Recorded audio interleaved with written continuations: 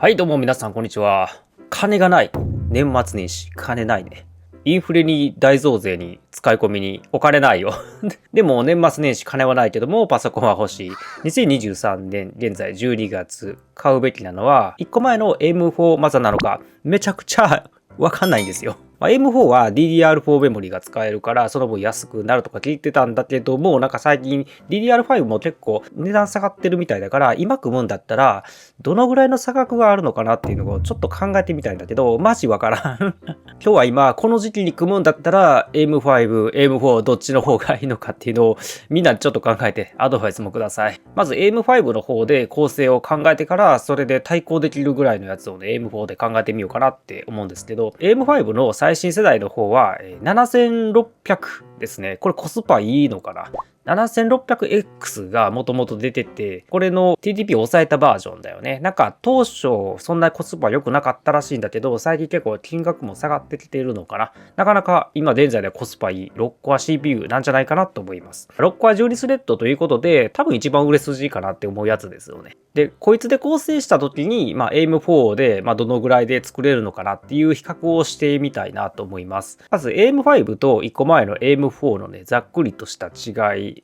ちょっと調べてみたんだけど、まずソケットが今回変わってしまったので、互換性がお互いにね、ないっていうことですね。これから自作するんだったら、一番のメリットは AMD さん結構数年間、数世代にわたって同じソケットをね、使わせ続けてくれるので、今回はクーラーはね、前の AIM4 世代のものを使えるらしいんだけども、CPU は使えないからね。長い将来性っていうのを考えると、AIM5 で組んだ方がいいよねって感じだね。で、全4世代になっています。これにより IPC 向上して性能爆上げ。で、ちょっと7000番台の個人的なイメージとしては、なんかもともとライゼンシリーズ歴史たどっていくと、ライゼンシリーズになってから AMD が結構挽回し始めて、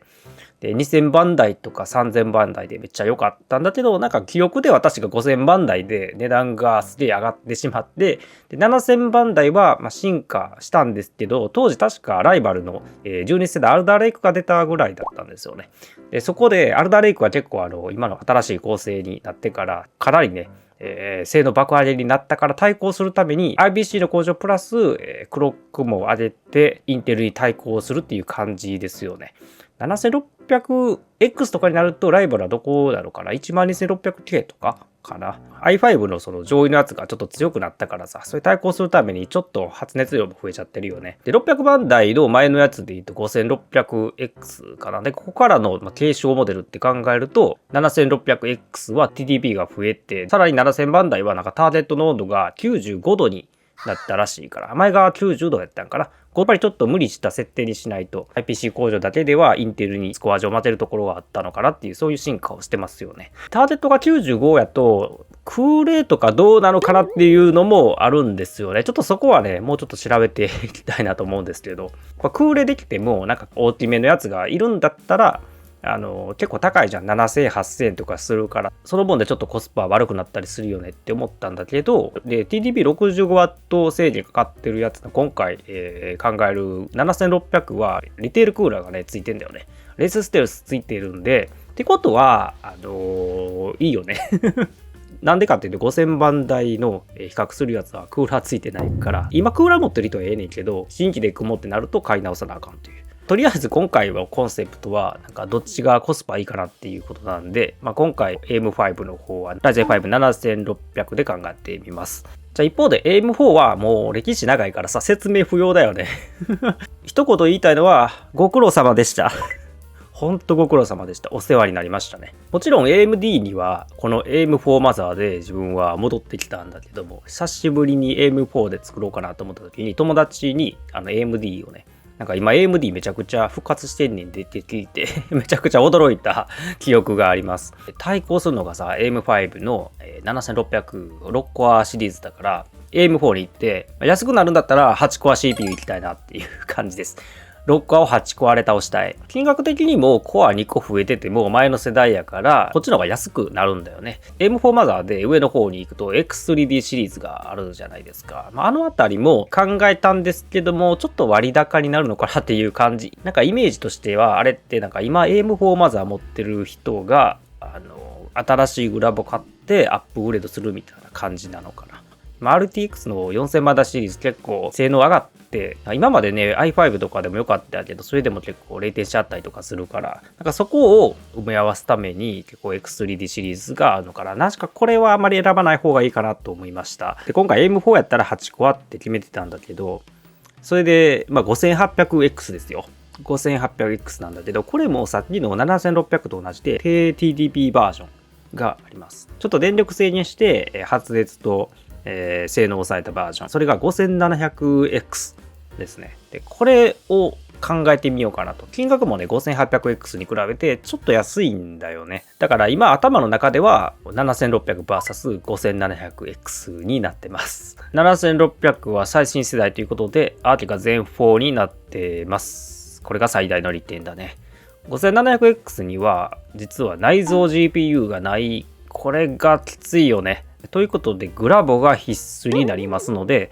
グラボいらないよっていう人は確実にこの時点で7600に行った方がいいとか行かなきゃダメだよね。7600の最新世代は1コア単位の性能ね上がりますから 5700X の8コアに6コアで対抗できてるっていう感じです。もうちょっと細かいとこを見てみたんやけど L2 キャッシュがちょっと増えてたりとか、あとは PCI Express Gen5 に対応してるとかね。で両方とも TDP は 65W になってますと。価格はそれぞれ7600が調べたけど新品で 28,000 円ぐらいであって、5700X の方が 24,000 円ぐらいでありました。新品も中古もあんま変わらんかったですね。新品が下落してるから買い取りの価格とか比べてね、そこであんまり中古と差がなくなってるんじゃないかなって思いますね。だいたいだから CPU 自体で言うと 4,000 円くらいの差なんですよ。CPU が 4,000 円ぐらいの差だから、じゃあ例えばクーラー買うってなるとプラス 3,000 円ぐらいするから、そうなるとクーラー持ってない人からするとほぼ変わらんのよね。そうだから新規で食うんやったらここちょっともうほぼ同じぐらいのね CPU 価格っていう感じになっちゃうのかな。ただもちろん CPU 単体だけのね話じゃなくて、マザーですね。マザーもねこれ比較するために同じブランドでちょっと探してみたんやけど、一応扱いやすいんで B マザーやね。で有名なんで言うとタフゲーミングでちょっと合わせて金額ね見てみたんやけど、だいたい1枚ぐらいの差がねありますよね。で AM5 の方のね B650 の方はね GPU のね差し込みするレーンのとこがね J5 非対応なんで、もし使いたい場合はね、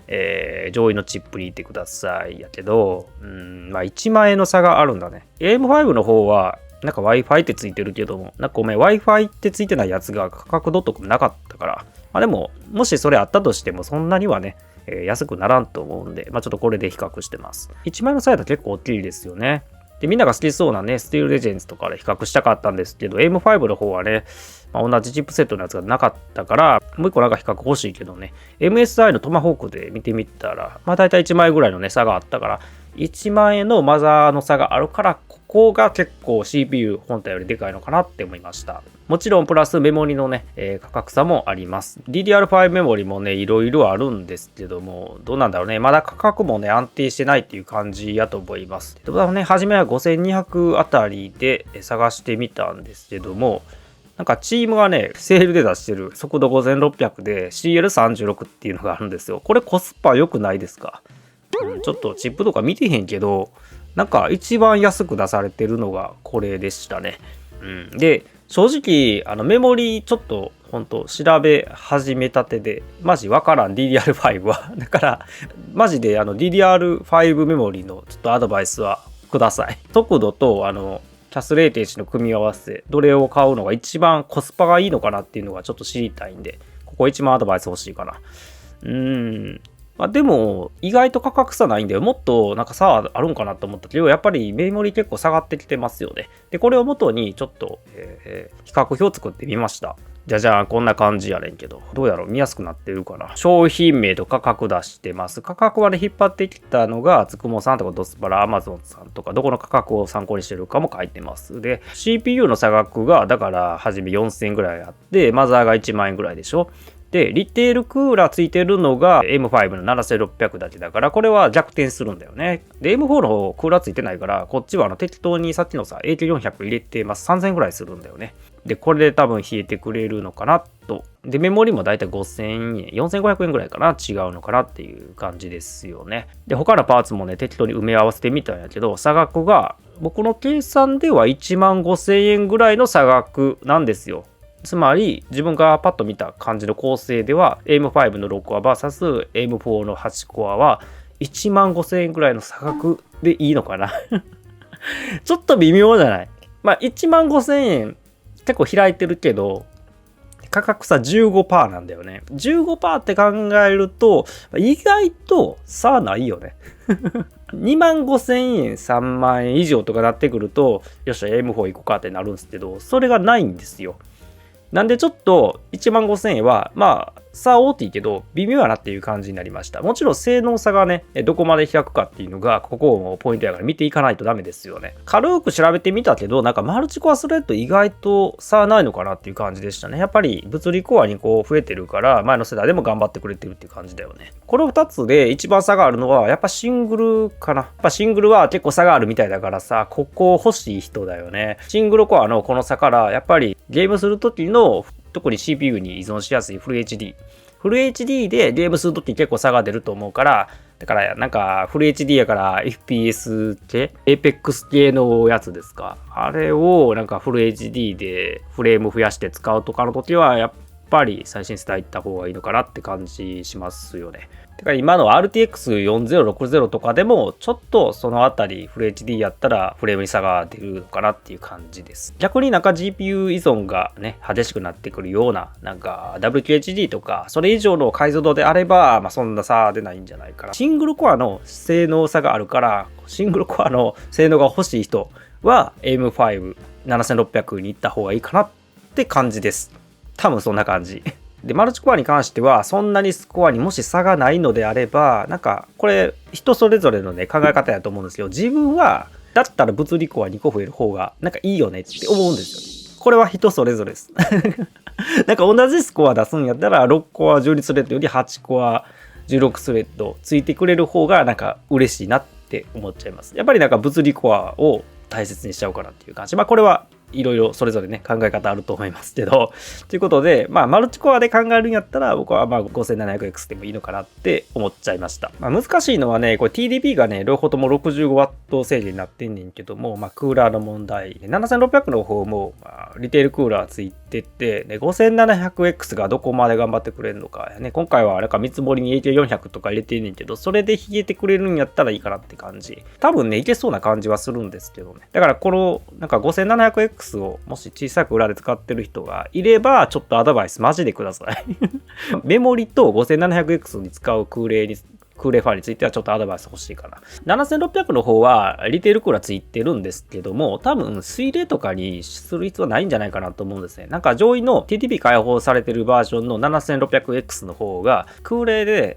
比較されてる情報があって、AS500 かな、あれでスコアそんなに差がなかった感じのがあったのでそう考えるとまあ多分7600は大丈夫だよね。リテールで7600リテールクーラーついてくるけど、まあ、もし今からなんか買い替えとかで、クーラーがさ互換性あるからクーラー持ってるとかね簡易水冷持ってるとかの人はそこを今回見積もりに入れた3000円分ぐらいが安くなるから AM4 もちょっとお得度が広がるよね。だから1万8000円ぐらい AM4 の方が安くなっちゃうのか。1万8000円かだからシングルのスコアを本当欲しい人だよね。でもシングルの方が大事だからね。なんか難しくて本当わかんないんですよね。AM5 に行くもちろん一番の利点っていうのは長く使えるじゃないですか。将来このアップグレードできるっていう最大の利点があるからそこはもう M4 は語れんよね。まあ、将来もう分かんないですけどもなんかグラボをまた新しい世代ね出た時に買い替えとかになった時に CPU も変えなあかんってなると簡単に、CPU だけね入れ替えっていう今まで通りのね、買い方ができるからそこは利点やけども将来分かんないですよどうなるのか。意外となんか AM4で初めその将来性考えて買った人でもなんかそのまま AM5 いっちゃったみたいな人もおるかもしれんしその次の世代めっちゃいいの出るかもしれんからね。でもしかしたら新世代の CPU に乗り換えようかなって時にライバルのインテルがもっと先行ってる可能性もあるからインテルの方がいいみたいになる可能性もありますからね。ちょっと見ないわかんないんで、まあ、どこまで将来性も考えるかっていう感じですよね。だってマザー立ててみるとさそんなスーパーハイエンドいかんでもぶっちゃけ1万5,000円、2万ぐらいじゃないですか。普通のマザーって。でも今使ってるマザー売って買い直してなると、なんか差額1万5,000円ぐらいで買えるから、そこまでのリスクなのかなと思ったりもします。マジでちょっと今組むんだったらM4 のお得度がちょっとわからなかったんで、今回は動画作ってみました。まとめにもなってないけどね、本当さらっと情報を見た感じで、ちょっと懸念材料としては DDR5 のメモリどれが一番美味しいのかな的な感じだね。速度とキャスレ停止組み合わせちょっと情報欲しいなっていうのと、あとはやっぱりその冷却ファン、空冷やとどれ使うか、どうせ水冷使うんですけど空冷どこまでのやつ入れてコスパね M4 でよくできるのかっていうこの2点だね。多分リテールクーラー的なやつでね 5700X も大丈夫だよね多分ね。ということで今回はもうとにかくわからんので作ってみました。とりあえず自分で出した見積もり的には1万5,000円とか。もうちょっとクーラー部1万8,000円ぐらいまで安くなるかもみたいな結果に間違いでなければ、多分間違いでないと思うけど、なると思いますので、まだまだその差額は見れるんで、M4 もなんかまだまだ考えてもいいのかなっていう感じでした。もうちょっと考えてなんかいいのあったら、マザーデッドしようかな。どっちになるかまだわかんないですけど、年末年始、もうちょっと先になるかもしらんけども、ちょっといいのがあればっていう感じです。じゃあまた。